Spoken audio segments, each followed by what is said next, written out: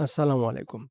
কম্পিউটারে ওপেন থাকা যেকোনো ডকুমেন্ট বা ওয়েবসাইটের উপর থেকে নিচ বা নিচ থেকে উপরের দিকে যাওয়ার নিয়মগুলো চলুন সহজে জেনে নেওয়া যাক। ১. আপনার মাউসের হুইল উপর থেকে নিচ বা নিচের থেকে উপর দিকে ঘোরানোর মাধ্যমে। ২. উইন্ডোর ডান পাশের কিনার বরাবর যে বারটি দেখতে পাচ্ছেন এটাকে বলা হয় স্ক্রল বার।